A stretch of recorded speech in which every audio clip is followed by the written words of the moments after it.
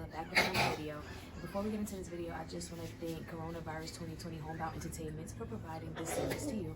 It's going to be about my first time ever giving birth. Okay, so just a little disclaimer. This video may be a bit much. So if you're not into like blood and all that type of stuff and hearing about it, this isn't the video for you. Without further ado, let's get into it.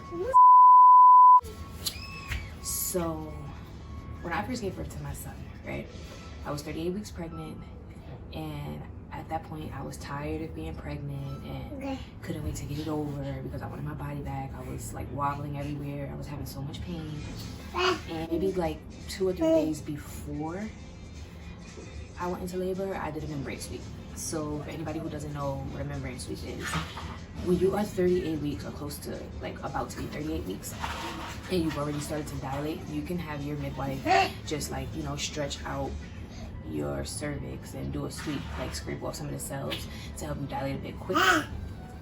And then if it works, you should be going into labor within 24 to 48 hours.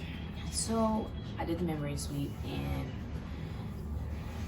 I remember the next day, that whole night I couldn't sleep, first of all. I was like, not in pain, but my body felt like stiff, like I just couldn't get comfortable. So I went to labor and delivery the next day. They told me that I was still 3 centimeters dilated, and they sent me home and said that, you know, I could do another membrane sweep next week. Just ask my midwife, but they didn't think that I was gonna go into labor because I hadn't dilated since the membrane sweep. So I went home, I took a hot bath, I took a nap, and I looked up some things that you can do to go into labor. So I know a lot of people say that sex is one of the main things that you can do outside of like squatting and walking up and down steps and all types of stuff. So I said to my husband, I'm like, let's have sex and see if that helps speed up the dilation. So he agreed, and we were like, all right, we're gonna try it out, whatever. So I'm on the phone with my friend, literally, and I'm like, oh my God, like I'm still pregnant, my water haven't broke, I haven't dilated more. And she's just like, soon, it's gonna happen soon, whatever. So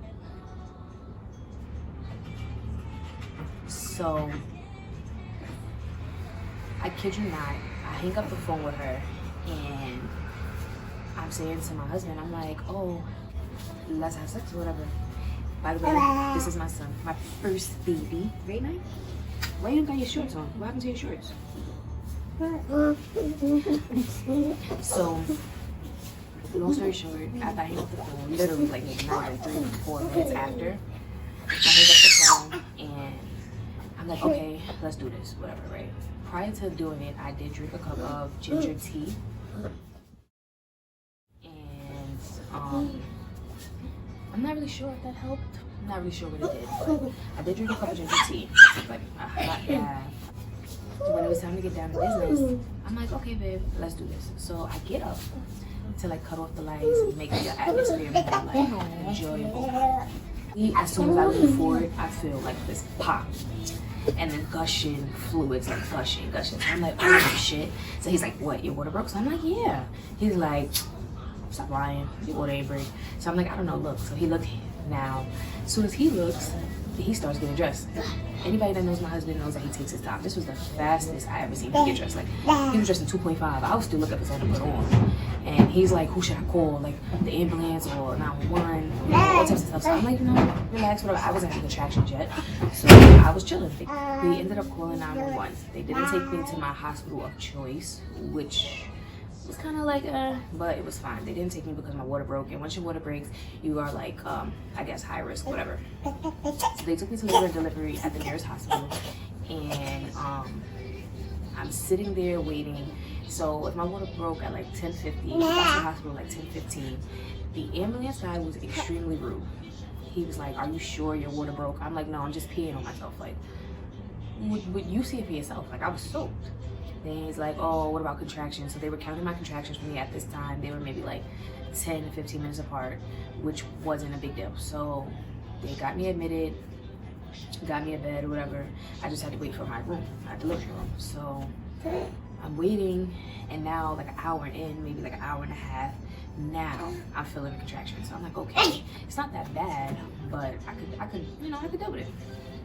So I'm like, yeah, I could do this. I'm not gonna get no pain meds, nothing. So I'm asking them, I'm like, you know, what is like the typical amount of time it takes to go to? So they're like, you know, everybody's different. It's your first kid, so you know, you can expect to be in labor for at least 24 hours, right?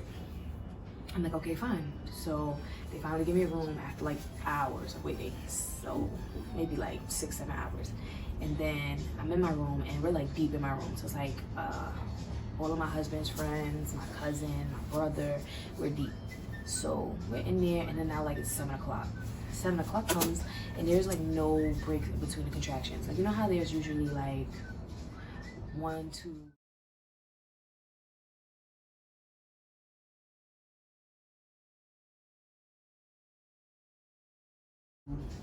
5 minutes between contractions before time to push or whatever.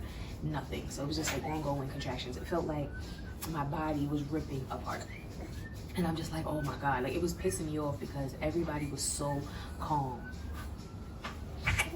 And I'm thinking to myself, like, all right, I feel like I'm pushing. The doctor's telling me don't push. I'm like, it's not me, it's my body.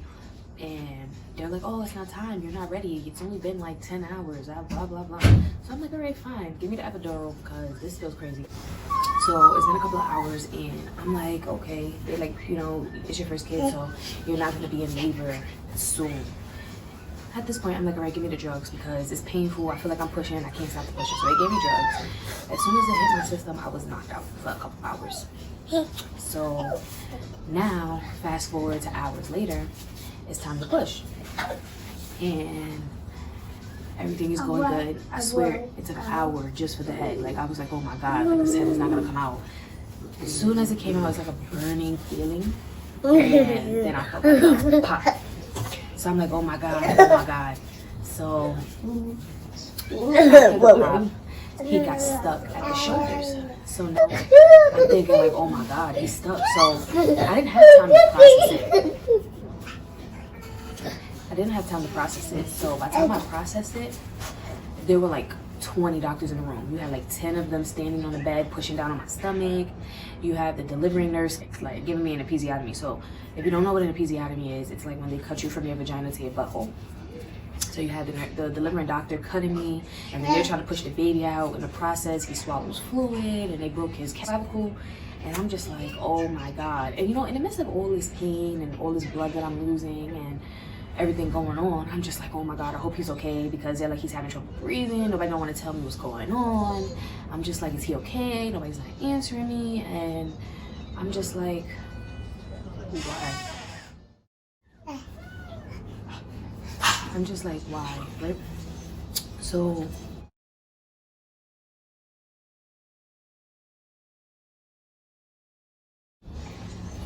after all the checks and him being okay,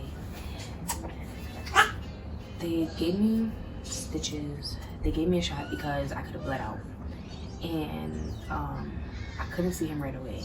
So I had to wait before I could see him, and maybe not even 10 hours. Was it 10 hours?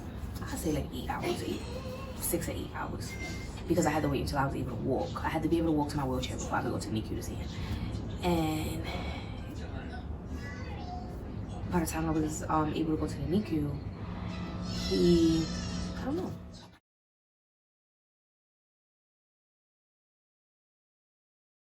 The nurses were very rude the whole time. They were arguing with my husband, they were arguing with my friend. The process was traumatic as hell. It wasn't no breeze in the park like some people have. It literally was probably one of my top most painful things that I've ever experienced in my life. That's all. But he came in 19 hours and she came in 4, and my labor with her was way worse, like extremely. But that's the story for another time. If you like this video, like, comment, subscribe, share with a friend. Tell me what you thought in the comments below. Click the bell so that you can know whenever I upload again. And until next time.